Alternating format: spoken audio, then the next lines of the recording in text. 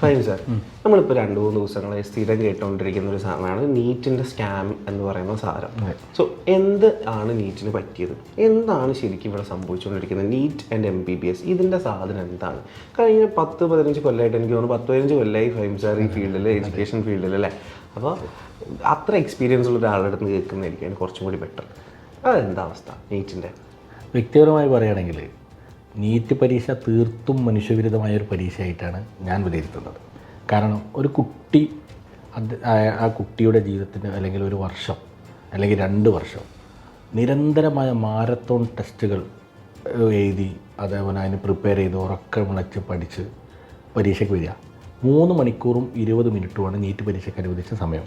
ഈ 3 മണിക്കൂറും 20 മിനിറ്റ് സമയത്ത് ആ കുട്ടിയുടെ ഒരു വർഷം അല്ലെങ്കിൽ 2 വർഷത്തെ അധ്വാനം അത് പെർഫോം ചെയ്യണം. ഇതിനകത്ത് ആ കുട്ടിക്ക് ഫിസിക്കലി, മനുഷ്യന്മാരാണല്ലോ, വി ആർ നോട്ട് കമ്പ്യൂട്ടേഴ്സ്, ഒരു കുട്ടിക്ക് ഒരു തലവേദന വന്നു കഴിഞ്ഞാൽ അല്ലെങ്കിൽ ഒരു പനി വന്നു കഴിഞ്ഞാൽ, ഒരു വയറുവേദന, ആങ്സൈറ്റി വന്നു കഴിഞ്ഞാൽ, അതല്ലെങ്കിൽ എന്തെങ്കിലും നല്ല ഒരു മൂഡ് സ്വിങ് വന്നു കഴിഞ്ഞാൽ ആ കുട്ടിക്ക് പെർഫോം ചെയ്യാൻ പറ്റില്ല. അതിനർത്ഥം ആ കുട്ടി ഈ ഒരു സീറ്റിന് യോഗ്യത ഇല്ലാത്ത ആളായിട്ട് നമ്മൾ തള്ളിക്കളയാം. അത്തരമൊരു പരീക്ഷ ശരിക്കും തീർത്തും മനുഷ്യവിരുദ്ധമായ ഒരു പരീക്ഷയാണ്. പിന്നെ ഇന്ത്യയിൽ ഈ സാഹചര്യത്തിനനുസരിച്ച് ഒരു കോമ്പറ്റേറ്റീവ് എക്സാമിൻ്റെ രീതി ഒരു സയൻറ്റിഫിക്കായിട്ട് പരിഷ്കരിക്കേണ്ട കാലം അതിക്രമിച്ചിട്ടുണ്ട്. അപ്പോൾ കാലോചിതമായ പരിഷ്കാരങ്ങൾ പലപ്പോഴും ഇന്ത്യയിലെ വിദ്യാഭ്യാസ രംഗത്ത് ഇല്ല എന്നുള്ളതാണ്. NEP ഒക്കെ അടുത്ത് വന്ന NEP നാഷണൽ പുതിയ എഡ്യൂക്കേഷൻ പോളിസികൾ ഒക്കെ കുറച്ച് ആശാവഹമായ ഒരു മാറ്റങ്ങൾ വരുത്തുന്നുണ്ട്. എന്നിരുന്നാലും ഇത് ഇപ്പോഴും ഇത്തരത്തിലുള്ള പരീക്ഷകളാണ് നമ്മുടെ വിദ്യാർത്ഥികൾ ആശ്രയിക്കേണ്ടത് എന്നുള്ള ഒരു ദുഃഖപരമായ ഒരു സത്യം ഇവിടെ കിടക്കുന്നുണ്ട്. പിന്നെ ഇതിലൊക്കെ ഒരു പരീക്ഷകളുടെ ഒരു സുതാര്യത ഉണ്ടായിരുന്നു. അപ്പോൾ ഏതാനും ആഴ്ചകൾക്ക് മുമ്പ് വരെ നമ്മൾ ധരിച്ചു വച്ചിരുന്നത് ഒരു ഇന്ത്യക്കാരൻ എന്ന രൂപത്തിൽ നമ്മൾ വച്ചിരുന്നത് ഈ നീറ്റ് പരീക്ഷയൊക്കെ വളരെ വിശ്വസ്തയോടുകൂടി നടക്കുന്നത്. ആ ഒരു വിശ്വസ്തതയാണ് ഇപ്പോൾ ഒരു പോറലേറ്റിട്ടുള്ളത്. ഇപ്പോൾ നമുക്ക് വളരെ വലിയ കോൺട്രവേഴ്സി നടന്നുകൊണ്ടിരിക്കുക. അപ്പോൾ ഇത്തരത്തിലുള്ള ഒരു പരീക്ഷ ഞാൻ ആദ്യമേ പറഞ്ഞു അത്ര പ്രഷറിലാണ് കുട്ടികൾ ഒരു വർഷം, അത് ചെറിയ പ്രായമുള്ള കുട്ടികളാണ്, 17 വയസ്സും 18 വയസ്സിലേക്ക് കിടക്കുന്ന കുട്ടികളാണ്. ആ കുട്ടികളെ ഇത്രയും പ്രഷർ കുക്കറിലിട്ട് ട്രെയിൻ ചെയ്ത് ആ കുട്ടി ഉറക്കം വിളിച്ച് സ്വപ്നം കണ്ട് പരീക്ഷ എഴുതിയ സമയത്ത് ആ പരീക്ഷയെ വളരെ ലാഘവത്തോട് കൈകാര്യം ചെയ്യുക, അതല്ലെങ്കിൽ തങ്ങളുടെ സ്വാർത്ഥമായ ചില താല്പര്യങ്ങൾക്ക് വേണ്ടി ഒരു പണമുണ്ടാക്കുന്ന ഉപാധിയായിട്ട് ആരെങ്കിലും ഉണ്ടെങ്കിൽ കൃത്യമായ നടപടി ഗവൺമെൻറ് കൈകൊള്ളണമെന്നാണ് വ്യക്തിപരമായി ഞാൻ പറയുന്നത്. അത്രയും മനുഷ്യവിരുദ്ധമായ കാര്യമാണത്. ഗവൺമെൻറ് ഇപ്പോൾ 25 ലക്ഷം ആൾക്കാർ, ഈ വർഷം ഏകദേശം 23 ലക്ഷം ആൾക്കാർ പരീക്ഷ എഴുതിയത്, 25 ലക്ഷം രജിസ്ട്രേഷൻ വന്നിട്ടുണ്ട്. അതുകൂടാണ്ട് ഇവർ എക്സാം എഴുതി കഴിഞ്ഞാൽ നമ്മുടെ നാട്ടിലാകെ 1,09,000 സംതിങ് സീറ്റേ ഉള്ളൂ. എന്നുവെച്ചാൽ ടോട്ടൽ എക്സാം എഴുതുന്നത് ഡോക്ടർ ആവാൻ ആഗ്രഹിക്കുന്ന 25 ലക്ഷം പേർ എക്സാം എഴുതിയാൽ ഇവരുടെ നാട്ടിലവർക്ക് 4% സീറ്റ് മാത്രമേ കൊടുക്കാറുള്ളൂ. ഏകദേശം 1,09,300 സംതിങ് നിയർലി ആണ്. അപ്പോൾ ഇതിന് പ്രോപ്പറായിട്ടുള്ളൊരു സിസ്റ്റം അല്ലെങ്കിൽ പ്രോപ്പറായിട്ടുള്ള സീറ്റ് വർധനവില്ലാണ്ട് നമ്മുടെ കുട്ടികൾക്ക് ഡോക്ടർ ആവാനുള്ള ആഗ്രഹം ഫുൾഫിൽ ചെയ്യാൻ പറ്റില്ല. ഇല്ല, കാരണം വിദേശത്ത് ഇപ്പോൾ ഒരുപാട് സ്ഥലത്ത് നമ്മൾ പോയി പരിചയമുണ്ട്, നിങ്ങൾ തന്നെ ഒരുപാട് രാജ്യങ്ങളിൽ കണ്ടിട്ടുണ്ട്. പക്ഷേ ഞാൻ പറയട്ടെ, അതൊരു കമ്പാരിറ്റീവ് സൊല്യൂഷൻ ആണോ കുട്ടികൾക്ക്? അങ്ങനെ ഇപ്പോൾ സീറ്റ് കിട്ടുന്നില്ല എന്ന് വിചാരിച്ചിട്ട് ഇന്ത്യൻ ഇതിലിങ്ങനെ സീറ്റ് ഇല്ല എന്ന് വിചാരിച്ച് കമ്പാരിറ്റീവ് എടുക്കാൻ പറ്റുമോ? ഇന്ത്യൻ MBBSന്റെ അത്ര തന്നെ മാറ്റി വരുമോ ഫോറിൻ MBBS എന്നുള്ളൊരു ക്വസ്റ്റ്യൻ എന്ന് ഇവിടെ നിലനിൽക്കുന്നതല്ലേ? ഇന്ത്യ ഒരു ഡെവലപ്പിംഗ് കൺട്രിയാണ്. ഇന്ത്യയിൽ ഒരുപാട് ജനങ്ങളുണ്ട്, ഒരുപാട് രോഗങ്ങളുണ്ട്. ഇന്ത്യയിലെ ഡോക്ടേഴ്സ് അവർ നല്ല രീതിയിൽ നല്ല മെഡിക്കൽ കോളേജ് നല്ല രീതിയിൽ തിയറി കിട്ടുന്നുണ്ട്. അപ്പോൾ ഒരിക്കലും നമ്മുടെ നാട്ടിലെ ഡോക്ടേഴ്സ് ആ ഒരു തിയറി ബേസിൽ ഒരു പ്രഗത്ഭരായ ആൾക്കാർ പ്രാക്ടിക്കൽ ബേസിൽ പ്രഗത്ഭരാവണമെന്നില്ല. ഇവരെ നമ്മൾക്ക് കൂടുതലായിട്ട് പേഷ്യൻ്റ് എക്സ്പോഷറും രോഗങ്ങളും കാണാൻ വരുന്ന ടൈമിലാണ് ഇവർ കൂടുതലായിട്ട് എക്സ്പോഷറും കാര്യങ്ങളും കിട്ടുന്നത്. ഇവർ എക്സ്പീരിയൻസ് കൊണ്ടാണ് നമ്മുടെ നാട്ടിലെ ഡോക്ടർമാർ ഏറ്റവും മികച്ചു നിൽക്കുന്നത്. ലോകത്ത് തന്നെ അറിയപ്പെടുന്ന ഹോസ്പിറ്റൽ, ഇപ്പോൾ USA ആവട്ടെ അല്ലെങ്കിൽ UK ആവട്ടെ, അവിടെ തന്നെ ഏറ്റവും മുൻപന്തിയിൽ നിൽക്കുന്ന ഡോക്ടേഴ്സിൻ്റെ ലിസ്റ്റിൽ ഇന്ത്യയിലെ ഡോക്ടേഴ്സ് ഉണ്ട്. അവർ ആ ഒരു രീതിയിൽ എത്തിയില്ല, അല്ലെങ്കിൽ ആ ഒരു നിലയിലെത്തിയിട്ടുള്ളത് നമ്മൾ ഈ ഇന്ത്യയിലുള്ള ഇത്രയും അധികം പേഷ്യൻ്റ് എക്സ്പോഷർ അവർക്ക് കിട്ടിയതുകൊണ്ടാണ്. അതെ, തീർച്ചയായും. അതിലൊരു നിങ്ങൾ ക്രമാതീതമായ സീറ്റ് വർധന ഇല്ല എന്ന് പറഞ്ഞില്ലേ, അത് നമുക്ക് വേൾഡ് ഹെൽത്ത് ഓർഗനൈസേഷൻ്റെ കണക്ക് പ്രകാരം ഒരു രോഗിയും ഒരു ഡോക്ടറും തമ്മിലുള്ള ഒരു അനുപാതമുണ്ട്, ഒരു റേഷ്യോ. 1000 ആളുകൾക്ക് ഒരു ഡോക്ടർ എന്നുള്ള രൂപത്തിലാണ്, 1000:1 എന്നുള്ള രൂപത്തിലാണ് വേണ്ടത്. അപ്പോൾ ഇന്ത്യയിലെ സാഹചര്യം ഇപ്പോഴും 1000 ആളുകൾക്ക് ഒരു ഡോക്ടർ എന്ന രൂപത്തിലേക്ക് എത്തിയിട്ടില്ല. ഇപ്പോൾ നമ്മൾ 2-3 വർഷം മുമ്പ് ഒരു ബ്രിഡ്ജ് കോഴ്സിനെ പറ്റിയൊക്കെ ആലോചിച്ചിരുന്നു. ആയുർവേദം കഴിഞ്ഞ ആളുകൾക്ക് ഒരു ബ്രിഡ്ജ് കോഴ്സിനെ പറ്റി കഴിഞ്ഞിട്ട് മെഡിക്കലിലേക്ക് അല്ലെങ്കിൽ ഡെൻറ്റിസ്ട്രി കഴിഞ്ഞ ആളുകൾക്ക് ബ്രിഡ്ജ് കോഴ്സ് നടത്തിയിട്ട് മെഡിക്കൽ പഠനം എന്നുള്ള രൂപത്തിലേക്കൊക്കെ നമ്മൾ ആലോചിച്ചു. അത് IMA ഒക്കെ ശക്തമായ ഒരു യോജിപ്പുണ്ടുകൊണ്ട് അത് നടക്കാതെ പോയി. പക്ഷേ അത്ര ഇന്ത്യയിലെ ഈ ഡോക്ടേഴ്സിൻ്റെ എണ്ണം അത്ര ഇല്ല. ഇപ്പോൾ പാർലമെൻറ്റിൽ കഴിഞ്ഞ ഒരു ആരോഗ്യമന്ത്രി ഒരു കണക്ക് അവതരിപ്പിച്ചു ഏകദേശം.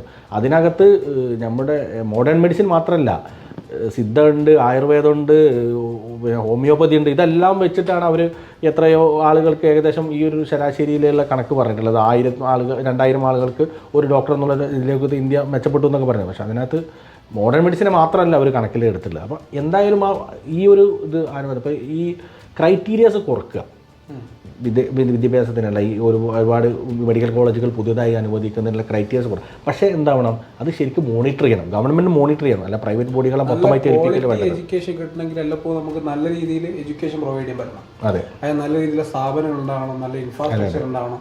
നമ്മുടെ നാട്ടിലിപ്പം കണ്ടുവരുന്ന പ്രോബ്ലം എന്ന് പറഞ്ഞാൽ നമ്മൾ പ്രൈവറ്റ് മെഡിക്കൽ കോളേജസ് ഒരുപാടുണ്ട്. അതെ, നാട്ടിൽ പ്രൈവറ്റ് മെഡിക്കൽ കോളേജിൽ ഒരുപാട് കുട്ടികൾ പഠിക്കുന്നുണ്ട്. പക്ഷേ നമ്മളൊരു ഇപ്പോൾ ഒരു കോഴിക്കോട് മെഡിക്കൽ കോളേജോ അല്ലെങ്കിൽ ഒരു ട്രിവാൻഡ്രം മെഡിക്കൽ കോളേജിലോ കിട്ടുന്ന പേഷ്യൻ്റ് എക്സ്പോഷറിൻ്റെ ഒരു 10-1 മാത്രമേ ഈ ഒരു പ്രൈവറ്റ് മെഡിക്കൽ കോളേജുകളിൽ കിട്ടുന്നുള്ളൂ. അല്ല നമ്മുടെ നാട്ടിൽ പേരെടുത്ത് ഒരുപാട് മെഡിക്കൽ കോളേജുകളുണ്ട്, പ്രൈവറ്റ് തന്നെ അത്യാവശ്യം നല്ല പുറത്തുനിന്ന് വിദേശത്ത് നിന്ന് വരെ ആൾക്കാർ വന്ന് ട്രീറ്റ്മെൻറ്റ് എടുക്കുന്ന ഒരുപാട് ഹോസ്പിറ്റൽസ് ഉണ്ട്. അവരെ കൊണ്ട് പറയുന്നില്ല, ബാക്കി ചില ഹോസ്പിറ്റലുകളിൽ ഇങ്ങനൊരു ബുദ്ധിമുട്ടുകൾ നമ്മളിപ്പോൾ കാണുന്നില്ല. അപ്പോൾ പുറത്ത് പോയപ്പോൾ ക്ലിനിക്സിൻ്റെ കാര്യം. സോ ഞാൻ ഉക്രൈനിലാണ് പഠിച്ചത്.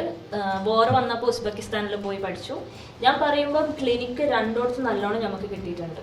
എല്ലായിടത്തും നല്ല ക്ലിനിക്സാണ് ഞങ്ങൾക്ക് കിട്ടിയിട്ടുള്ളത്. പക്ഷേ ഞാൻ ഇപ്പോൾ FMG കഴിഞ്ഞിരിക്കുക. അപ്പോൾ റീസെൻ്റ്ലി ഞാൻ കല്യാണത്തിന് പോയി. അവിടുന്ന് ഒരാൾ വന്ന് എന്നോട് ചോദിച്ച്, ശരിയാണോ ഇങ്ങനെ, എന്താണ് നിങ്ങൾ ഡോൾസിൻ്റെ മുകളിലാണോ പ്രാക്ടീസ് ചെയ്യുന്നതെന്നുള്ളത്. അപ്പോൾ ഞാൻ ആലോചിക്കുക, അത്രയും മിസ്കൺസെപ്ഷനാണ് ഫോറിൻ മെഡിക്കലിനെ പറ്റിയിട്ടുള്ള ഇവിടുത്തെ ആൾക്കാർക്ക്. അതൊന്ന് ശരിക്കും സ്ട്രെയിറ്റ് ചെയ്യണം. കാരണം ഞങ്ങൾക്ക് ഇഷ്ടം പോലെ ക്ലിനിക്കൽസ് കിട്ടുന്നുണ്ട്. ഫസ്റ്റ് ഇയർ തന്നെ നമുക്ക് കെഡാവറിൻ്റെ മുകളിലായിരുന്നു ഓരോന്ന് പഠിപ്പിച്ചാൽ നോർമല്ല നമുക്ക്. പിന്നെ ഞങ്ങൾക്ക് പോസ്റ്റ്മോർട്ടം കാണാൻ പറ്റിയിട്ടുണ്ട്. ഇതൊക്കെ ഉണ്ട്, പക്ഷേ ആൾക്കാർക്ക് അത് അറിയുന്നില്ല. അതാണ് മെയിൻ ഇഷ്യൂ ഇവിടെ ഉള്ളത് സത്യം പറഞ്ഞത്. അതൊരു ഇഷ്യൂ അല്ല, ഒരു നമ്മളൊരു അബ്രോഡ് MBBS സാധനത്തേക്ക് എടുക്കുമ്പോൾ ഞാൻ മനസ്സിലാക്കുന്നത് ഓൾറെഡി നമുക്ക് ഇവിടെ നിന്നുള്ള സ്റ്റുഡൻസിൻ്റെ കൺസേൺ തന്നെ നമ്മൾ ഈ ചിന്തിക്കുന്ന കൺസേണുകളല്ല. കുട്ടികൾക്ക് കൺസേൺസ് ഡിഫറെൻ്റ് ആണ്. നമ്മളിപ്പോൾ എത്ര പേര് അപ്രോച്ച് ചെയ്യുന്നുണ്ട്, എത്ര പേര് ചോദിക്കുന്നുണ്ട് നമ്മളോട് എങ്ങനെയാണ് രാജ്യങ്ങൾ എങ്ങനെയുണ്ടെന്നൊക്കെ. പക്ഷെ നമ്മൾ പറഞ്ഞെടുക്കുമ്പോൾ അവരുടെ കുട്ടികളുടെ കൺസേൺസ് വളരെ മിനിമൽ കൺസേൺസാണ്. പക്ഷെ അവിടെ എത്തിയതിന് ശേഷം ഇപ്പോൾ നമ്മൾ പോകുന്ന സമയത്ത് നമുക്ക് കൺസേൺസ് ചെറുതായിരുന്നു. അവിടെ എത്തിയതിന് ശേഷം നമ്മൾ ഒരുപാട് റിയലൈസേഷൻസ് എത്തിയത്. For example Indian degree WFME അക്രഡിയേഷൻസ്, ECFMG അക്രഡിയേഷൻസ് എന്നൊക്കെ പറഞ്ഞ സാധനം കുറിച്ച് കൂടുതൽ ബോധം വന്നത്, അല്ലെങ്കിൽ ജോലി സാധ്യതകളെ കുറിച്ച് എങ്ങനെയാണ് ഇത് പഠിച്ചിറങ്ങിയിട്ട് എത്രയും പെട്ടെന്ന്. കാരണം നമ്മൾ പല ഫിനാൻഷ്യലി ലോൺ എടുത്തുന്ന കുട്ടികൾ, അപ്പോൾ അവർക്ക് അങ്ങനെ ഓരോ കാര്യങ്ങൾക്ക് നമുക്ക് ബോധം വെച്ച് വന്നത് നമ്മുടെ തേർഡ് ഇയറിനൊക്കെ ശേഷമാണ്. എനിക്ക് ബോധം വെച്ച് വന്നത് എൻ്റെ തേർഡ് ഇയർ. അതായത് പണ്ടത്തെ കാലത്ത് നമ്മളൊക്കെ കുട്ടിക്കാലത്ത് ലോകത്തിലെ ഏറ്റവും നല്ല യൂണിവേഴ്സിറ്റി നമ്മുടെ കാലിക്കറ്റ് യൂണിവേഴ്സിറ്റി ആണെന്ന് ധരിച്ചിരിച്ചിരുന്ന കുറേ ആളുകളുണ്ടായിരുന്നു. അന്ന് അവർക്ക് ജവഹർലാൽ JNU ആയാലും പിന്നെ എയിംസ് ആയാലും അതേപോലെ തന്നെ നമ്മുടെ ബാക്കിയുള്ള NITs IITs അതൊന്നും നല്ലതല്ല. അത് കാലിക്കറ്റ് യൂണിവേഴ്സിറ്റി അതുപോലെ തന്നെ നമ്മൾ ചുരുങ്ങുകയാണ്. അത് ശരിക്കും നമ്മൾ ട്രാവൽ ചെയ്ത് ലോകത്തുള്ള പല യൂണിവേഴ്സിറ്റികൾ കണ്ടാൽ നമുക്ക് അതിനുള്ള വ്യത്യാസം മനസ്സിലാവും. പല ആളുകളുടെയും വിചാരം ഇന്നും ഇന്ത്യൻ എഡ്യൂക്കേഷനാണ് ഇന്ത്യൻ മെഡിക്കൽ എഡ്യൂക്കേഷൻ നല്ലതാണ്, അല്ലാതല്ല. പക്ഷേ നമ്മൾ ഒരു സ്കെയിൽ എടുത്തിട്ട് നമ്മൾ ഇന്ത്യയിലെ എഡ്യൂക്കേഷൻ എന്നുള്ള രൂപത്തിൽ പറയുന്ന സമയത്ത് ഇന്ത്യൻ എഡ്യൂക്കേഷൻ, പക്ഷേ ഒരു ലോകം ആക്കിയിട്ട് മൊത്തത്തിൽ നോക്കിയിട്ട് കൊടുക്കുന്ന സമയത്ത് ഇന്ത്യൻ എഡ്യൂക്കേഷന് വലിയ വാല്യൂ ഇല്ല എന്ന് പറഞ്ഞിട്ടുണ്ടെങ്കിൽ ഇന്ത്യൻ ഡോക്ടേഴ്സ് ആർ ബെസ്റ്റ്, നല്ല ലോകത്ത് നല്ല ബെസ്റ്റ്. പക്ഷേ എന്നിരുന്നാലും നമ്മുടെ എഡ്യൂക്കേഷൻ സിസ്റ്റം അത്രയ്ക്ക് അപ്ഡേറ്റഡ് അല്ലാത്തതുകൊണ്ട് എല്ലാ പ്രശ്നങ്ങളും. ഇപ്പോൾ ECFMG, WFME അതൊക്കെ നമുക്ക് അറിയുന്നതാണ്. WFME അക്രഡിറ്റേഷൻ എന്നാണ് ഇന്ത്യൻ എഡ്യൂക്കേഷന് കിട്ടിയതെന്നൊക്കെ എത്രയോ വർഷങ്ങൾക്ക് മുമ്പ് തന്നെ WFME അക്രഡിറ്റഡ് ആയിട്ടുള്ള യൂണിവേഴ്സിറ്റികൾ ഉണ്ടായിരുന്നു. അതെ. അപ്പോൾ ജനുവരിയിൽ, അതെ റീസെൻ്റ്ലിയാണ് അത് ഞാൻ പറയുന്നത്. അപ്പോൾ ഒരുപാട് അപ്ഡേഷൻസ്. ഇപ്പോൾ ദുബായിൽ ടയർ 3 കാറ്റഗറിയിലാണ് ഇന്ത്യയിലെ മെഡിക്കൽ ഡിഗ്രി ഉള്ളത്. അപ്പോൾ 3 കാറ്റഗറിയാണ്, ടയർ 1, ടയർ 2, ടയർ 3. ഈ ടയർ 3 കാറ്റഗറിയിലാണ് ഇന്ത്യയിൽ എഡ്യൂക്കേഷൻ. 1-2 സൂപ്പർ സ്പെഷ്യാലിറ്റീസ് മാത്രമാണ് ടയർ 2 കാറ്റഗറി. ഈ ടയർ 3 കാറ്റഗറികളിൽ പ്രത്യേകത എന്ന് വെച്ചിട്ടുണ്ടെങ്കിൽ ദുബായിലെ ഡോക്ടേഴ്സ് ഇന്ത്യൻ അങ്ങനെ വന്നിട്ട് സ്പെഷ്യലിസ്റ്റ് ആൻഡ് ഒരു നല്ല ഏറ്റവും സുപ്പീരിയർ ഡോക്ടർ എന്ന് പറഞ്ഞാൽ കൺസൾട്ടൻറ്റ് ഡോക്ടറാണ്. ഈ കൺസൾട്ടൻറ്റ് ഡോക്ടർ ആവാൻ ഈ ടയർ 3 കാറ്റഗറി പോരാ. അതായത് ആ ഒരു ഇന്ത്യൻ ഡോക്ടർക്ക് ഒരു കാരണവശാലും ഒരു ദുബായിലെ ആശുപത്രിയിൽ കൺസൾട്ടൻറ്റ് ഡോക്ടറാകാൻ കഴിയില്ല. അയാൾക്ക് ടയർ 2 എഡ്യൂക്കേഷൻ വരെയെങ്കിലും പഠിച്ചതാവണം. അപ്പോൾ ഹോസ്പിറ്റലിൽ കൺസൾട്ടേഷന് പറ്റില്ലെന്നാണ്. അല്ല, അങ്ങനല്ല. ഡോക്ടർമാരുടെ കാറ്റഗറിയിൽ ഡോക്ടർ, കൺസൾട്ടൻറ്റ് ഡോക്ടർ എന്നുള്ളത് തന്നെ സ്പെഷ്യലിസ്റ്റ് ഡോക്ടർ വരെ ആൾക്ക് ഇന്ത്യയിൽ പഠിച്ച ഡോക്ടർക്കാവും. അതിനപ്പുറത്തേക്ക് സ്പെഷ്യലിസ്റ്റ് വരെ ആകാം. സ്പെഷ്യലിസ്റ്റ് കഴിഞ്ഞിട്ട് വരുന്ന കൺസൾട്ടന്റ് എന്ന് പറയുന്ന ഒരു പോസ്റ്റിലോട്ട് കയറാൻ സാധിക്കില്ല. അത് ഇന്ത്യൻ ഡിഗ്രി അതിന് എലിജിബിൾ അല്ല എന്നുള്ള ഈ ദുഃഖ സത്യം നമ്മൾ പലർക്കും അറിയുന്നില്ല. പക്ഷേ എന്ത് ചെയ്യുന്നുണ്ട്, പല രാജ്യങ്ങളും, യൂറോപ്പിലെ പല രാജ്യങ്ങളും ടയർ 1, ടയർ 2 കാറ്റഗറിയിൽ വരുന്നുണ്ട്. പക്ഷേ ഇന്ത്യയിൽ ഇത്ര നല്ല മികച്ച എഡ്യൂക്കേഷൻ ആണെങ്കിൽ എന്തുകൊണ്ട് ഒരു ടയർ 2 കാറ്റഗറി, ഇപ്പോൾ ദുബായ് ഒരു നമുക്ക് ക്രൈറ്റീരിയക്ക് വെക്കുകയാണെങ്കിൽ അതിലേക്ക് നമ്മളൊരു ജോബ് മാർക്കറ്റ്, നമ്മൾ ജോബ് മാർക്കറ്റാണ്. ഒരു അങ്ങനെ പറയാൻ ഒരു അളവുകോൽ വെച്ചാൽ ദുബായിലെ എഡ്യൂക്കേഷൻ പറയാൻ പറ്റില്ലെങ്കിലും കൂടെ നമ്മളൊരു ഒരു ഒരു ജോബ് മാർക്കറ്റ് ദുബായ് ആയതുകൊണ്ട് ഞാനത് കോട്ട് ചെയ്തത്. പിന്നെ രണ്ടാമത് QS വേൾഡ് റാങ്കിങ്ങിൽ ഒരുപാട് യൂണിവേഴ്സിറ്റികൾ ഇന്ത്യയിലെ എയിംസിനേക്കാളും മുന്നിലുണ്ട്. എയിംസ് ഡൽഹിയേക്കാളും മുന്നിലുള്ള ഒരുപാട് യൂണിവേഴ്സിറ്റികൾ QS വേൾഡ് റാങ്കിങ്ങുള്ള യൂണിവേഴ്സിറ്റികളുണ്ട്. ആ പല യൂണിവേഴ്സിറ്റിയിലാണ് നിങ്ങളൊക്കെ പഠിച്ചിട്ടുള്ളത്, മനസ്സിലായില്ലേ? അപ്പോൾ ആളുകളുടെ ഒരു മാനുഫാക്ചറിംഗ് കൺസേൺ, ഒരു സമിതിയുടെ നിർമ്മാണം അവിടെ നടന്നിട്ടുണ്ട് ഇന്ത്യയിൽ. പലപ്പോഴും ഞാൻ വളരെ ദുഃഖത്തോടു കൂടി കേട്ടിട്ടുണ്ട്, ഒരു ചർച്ചയിൽ ഒരു പ്രധാനപ്പെട്ട ഒരു അതോറിറ്റിയിലുള്ള ഒരാൾ പറയുന്നത് ചൈനയിൽ പഠിച്ച ഡോക്ടറാണ്. ചൈനയിൽ അദ്ദേഹം പോയി കാണാഞ്ഞിട്ടാണ്. കാരണം ചൈനയിലുള്ള ഒരു യൂണിവേഴ്സിറ്റിക്കകത്ത് ഞങ്ങൾ വിസിറ്റ് ചെയ്ത സമയത്ത് അവിടുത്തെ ലൈബ്രറി ബിൽഡിംഗ് മാത്രം 4 നിലയുണ്ട്. മെഡിക്കൽ പുസ്തകങ്ങളുള്ള 4 നില ബിൽഡിംഗ് മൊത്തം ലൈബ്രറി, റെഫറൻസ് പുസ്തകങ്ങളാണ്. ഈവൻ സപ്പോസ് ആണെങ്കിലും ഇപ്പോൾ ഉസ്ബെക്ക് ആണെങ്കിലും ലൈബ്രറി എന്ന് പറയുന്നത് ഒരു വേറെ തന്നെ. പിന്നെ അതെ, ലൈബ്രറി മാത്രമല്ല, അത് അവിടുത്തെ പ്രധാനപ്പെട്ട നാഷണൽ യൂണിവേഴ്സിറ്റികളിലാണ് ഞങ്ങൾ പഠിച്ചിട്ടുണ്ടായിരുന്നത്. അതായത് അവിടുത്തെ ഗവൺമെൻറ് നടത്തുന്ന അവിടുത്തെ ഗവൺമെൻറ് യൂണിവേഴ്സിറ്റികളിലാണ് ഞങ്ങൾ പഠിച്ചിട്ടുള്ളത്.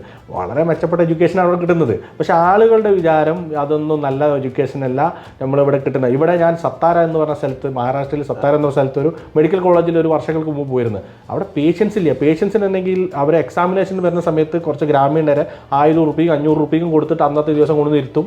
അന്ന് അവർ ആ പേഷ്യൻസിന് എന്ത് ചെയ്യും, അനലൈസ് ചെയ്യും, അവർ കൊടുക്കും. ആ കുട്ടികൾക്ക് എന്തുകൊണ്ടും ഈ പുറത്ത് പഠിക്കുന്ന കുട്ടികൾ ഇവരുണ്ട്. ഞാൻ പറയുന്നത് നീറ്റ് എക്സാമും ഈ മെഡിക്കൽ എഡ്യൂക്കേഷൻ്റെ ഒരു തള്ളിച്ചയും ഈ ക്രമാതീതമായ ഫീസും. ഇപ്പം ഒരു മെറിറ്റ് സ്റ്റുഡൻറ്റിന് ഏകദേശം ഇവിടെ സെൽഫ് ഫൈനാൻസിൽ 8 ലക്ഷം റുപ്യ ഫീസ് മാത്രം കൊടുക്കണം. അതിന് പുറമെ മറ്റുള്ള ഫീസ് ചാർജുകൾ കൊടുക്കും. വലിയ ഭീമമായ സംഖ്യ വരുന്നുണ്ട്. അതിൻ്റെ പകുതി വരുന്നുള്ളൂ ഇത്തരം നാഷണൽ യൂണിവേഴ്സിറ്റികളിൽ MBBS പഠിക്കാൻ. അപ്പോൾ ഇതിനെ ഒരു അക്സെപ്റ്റ് ചെയ്ത് അറ്റ്ലീസ്റ്റ് അവിടെ പോയി കണ്ട് ഈ യൂണിവേഴ്സിറ്റികൾ എന്താ പഠിപ്പിക്കുന്നത് നോക്കിക്കഴിഞ്ഞാൽ തീരാവുന്ന പ്രശ്നമുള്ളത്. ഈ പ്രശ്നങ്ങളും എന്ത് ചെയ്യും, ഒരു പരിധി വരെ നമുക്ക് പരിഹരിക്കാനും പറ്റും.